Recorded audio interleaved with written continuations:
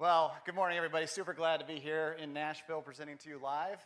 Today I'm going to talk about how Newell Brands is transforming creative and content at scale.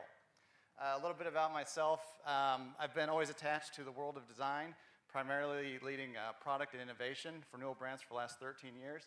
It was about 14 months ago I was presented an opportunity to lead the communication design team. And they are responsible for, I guess, how to think about communication design is all digital and creative assets that are on physical products as well. So we've taken the journey, and that's where I'll be picking up today. A little bit about Newell Brands. We are about $7.6 billion in sales. We have a number of brands in our portfolio, so even if you haven't heard about Newell Brands, hopefully you recognize some of our core product lines with Sharpie and Graco, Oster, and Coleman. Our 25 brands represent about 90% of our overall sales, and we have about 24,000 employees worldwide. So what that means in terms of operating at scale, what our communication design team takes on, it's around 3,000 projects a year.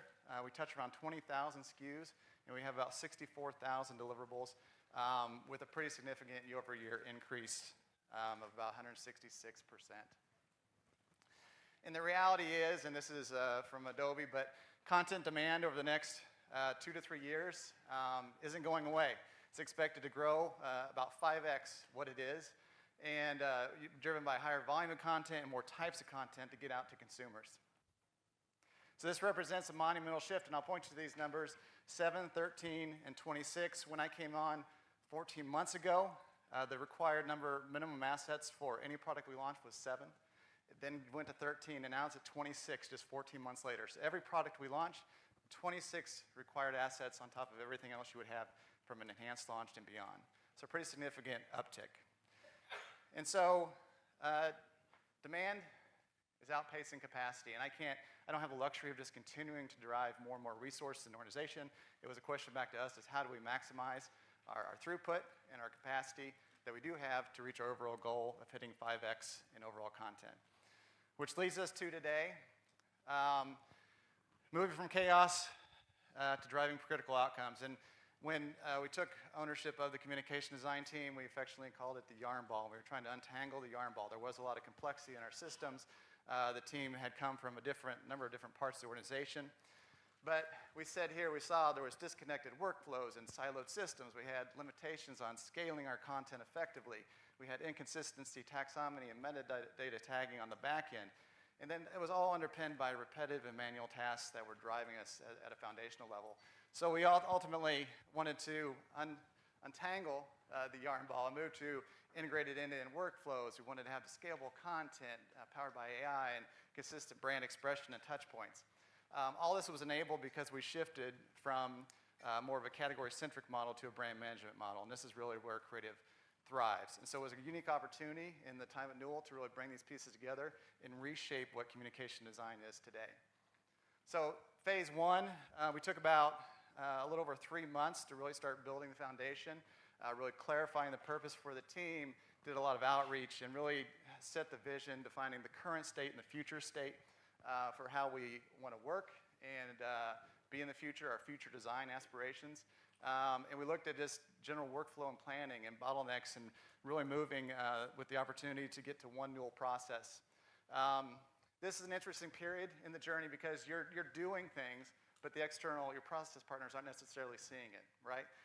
It's a pretty, but if you don't get this right, the rest of the pieces don't work in succession. So I did a lot of communication up and down the food chain, coined the mantra, don't wait, communicate.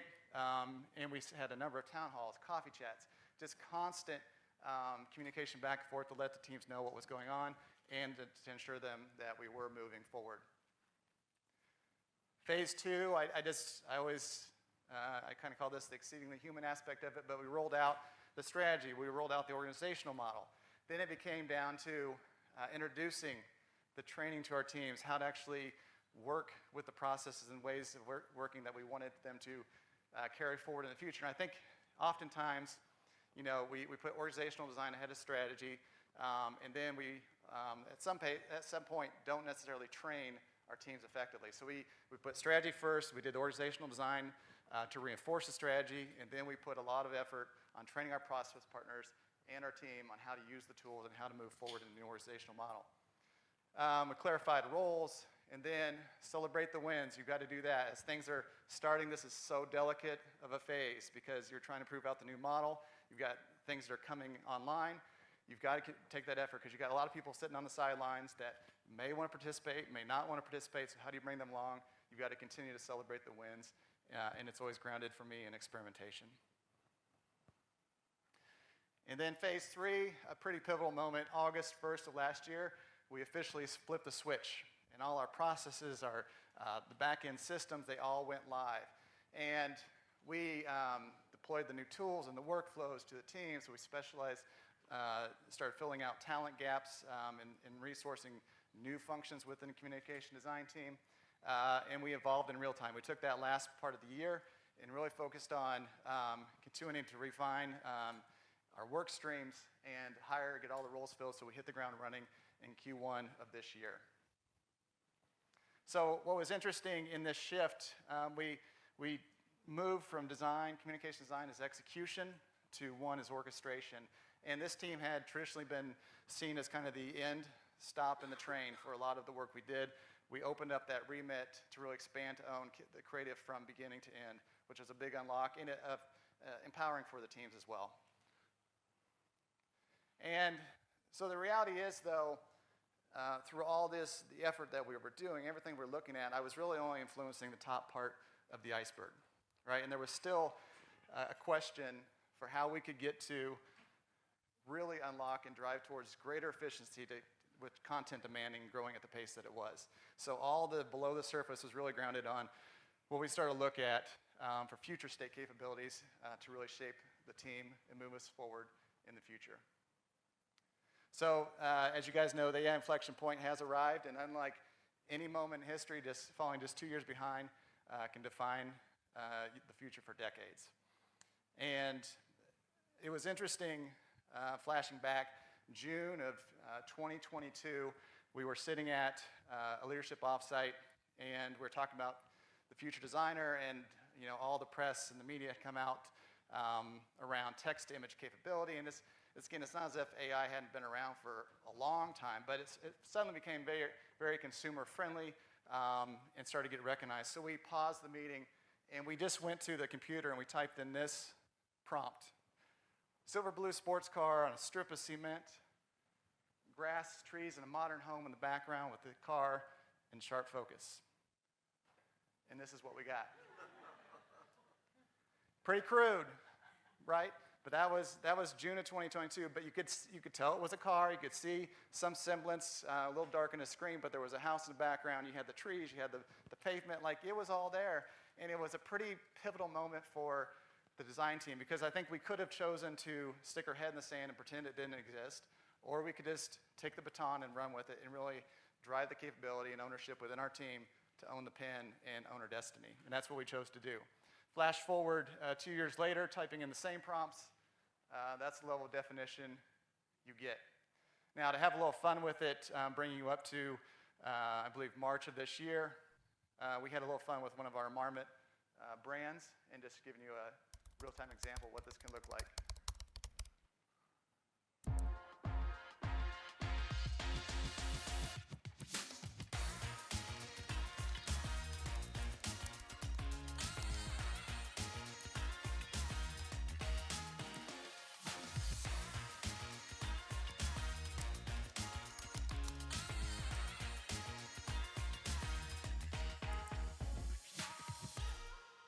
Okay, so all that's happening in real time. If you can think it, we can make it. And it's just represented a whole new era for design and unlocking additional capabilities. So, go here. There. So why does it matter? Again, what I continue to tell the leadership team is I can influence a lot of things. I can change the processes. I can drive efficiency and organization. We can go after barriers. But unless I tackle that big word, which is called assets above, like it really doesn't matter, because that was the longest lead time we often had in the world of design for many of the work that's gone on. And so we've grounded our AI adoption in the work that we do in experimentation and rewarding and growing our teams. I love the word experimentation because it's non-binding. right? It's not a work stream. It doesn't have to have a fixed date to it. If you try it, it fails, it's okay. And the teams have really gotten on board with kind of unleashing the power of that word.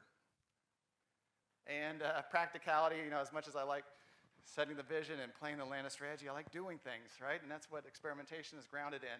So I'm less talking, more doing in so many ways. And in a corporate, if you guys can attest, we kind of get grounded or drowned in a lot of meetings. And so we choose to forego that a lot and just show and tell with everything we do day in and day out. So the way in which we're looking at assets is in 3 ways, and I'll show you the video here.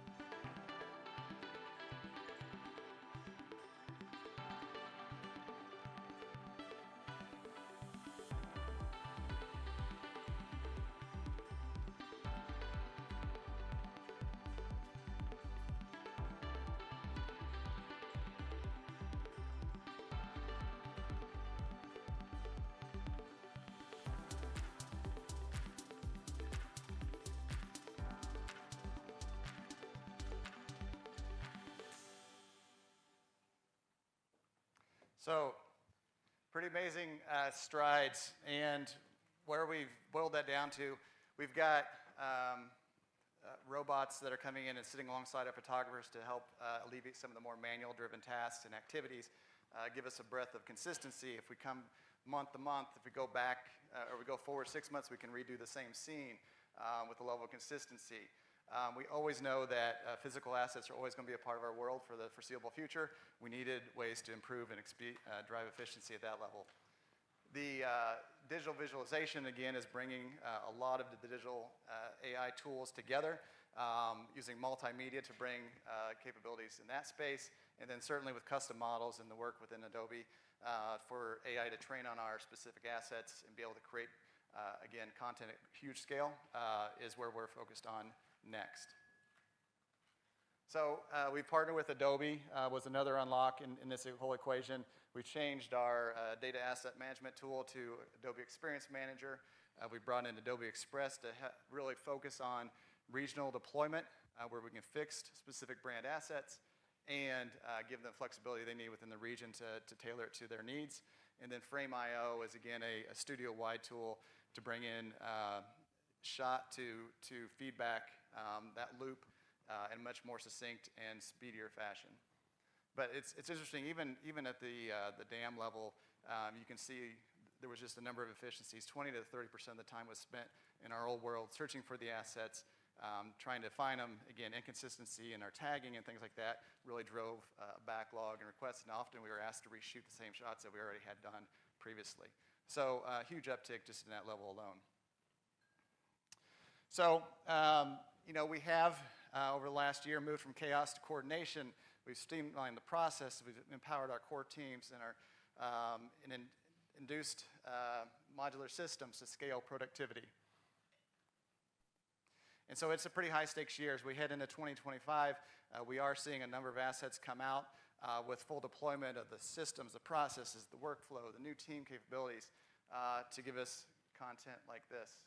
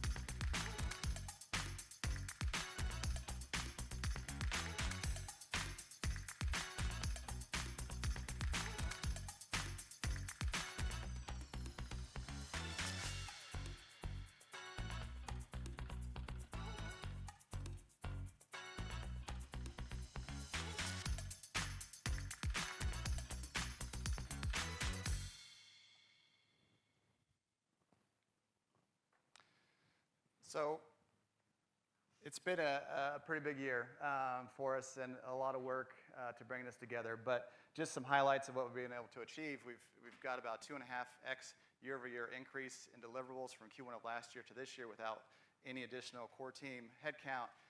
Leadership can now make more informed decisions with decisions on real-time dashboards and things of that nature that we never had collectively together. We've got readiness for growth, again, with the capabilities we're bringing on through resources like Adobe and things like that. We've got scalable growth now, and we've simplified briefing among many other things that were in our pipeline that just hampered progress, right? We moved from just, I think, what was 8 or 9 briefs at the time down to 3. It really tightened up the process from start to finish. Our studio team is really growing in capability, and by default bringing in a lot of the asset creation and deployment, which is also making us faster.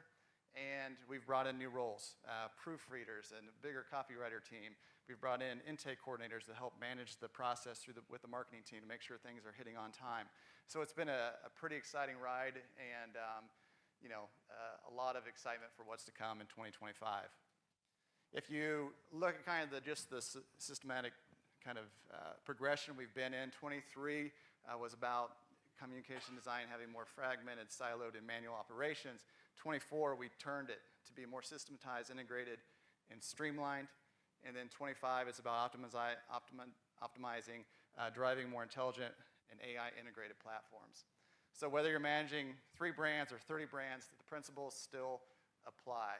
And I think it's important that you just set the vision, you gotta lead with conviction and maintain focus, and that's what will drive success. So thank you, everybody, for the time. Appreciate it.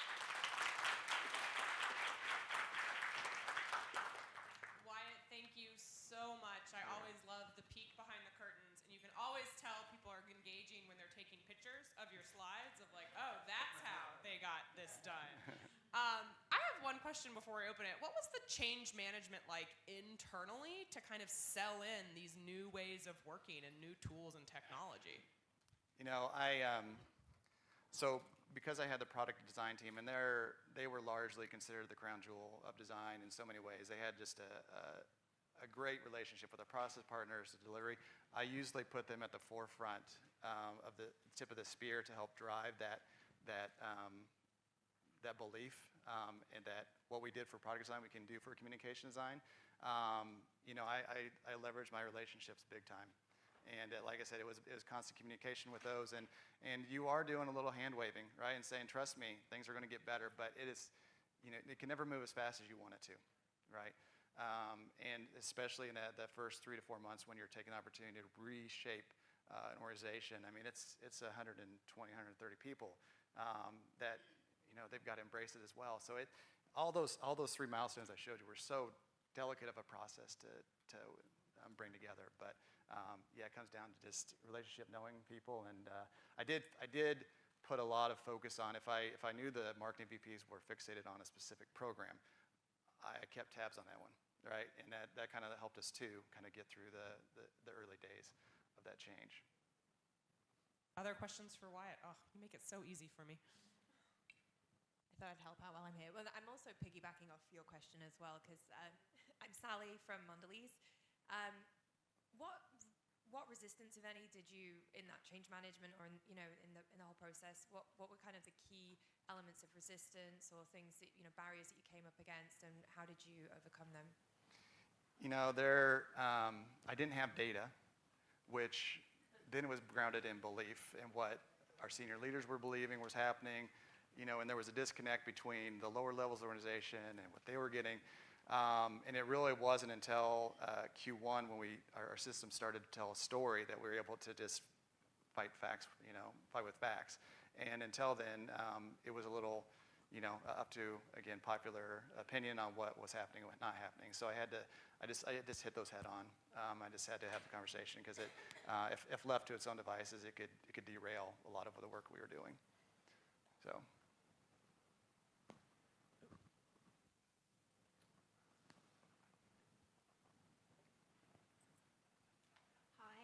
I'm Crystal Phelps with Dalen Products.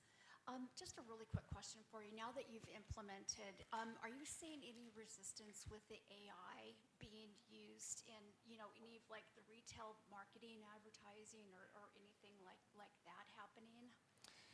Yeah, I think where you see resistance, it's typically in lack of understanding. In so many ways, and people have formed an opinion based on what the media portrays it to be or not be, and so what I do is especially in the design, it's interesting. My product design team is like the golden retrievers of AI. They're just like, let us at it, let's go. But communication design is a little bit more reserved, right? But if I find those individuals that are having just questions, I just put my arm around them. We bring them in. We've got a pretty. Once a month, we're dedicating 4 hours of our day to training and embedment. And we do not only traditional training, but we'll do competitions, right? We'll have a brief that's handed out, and we'll give them a set of tools that teams compete on how they can do it.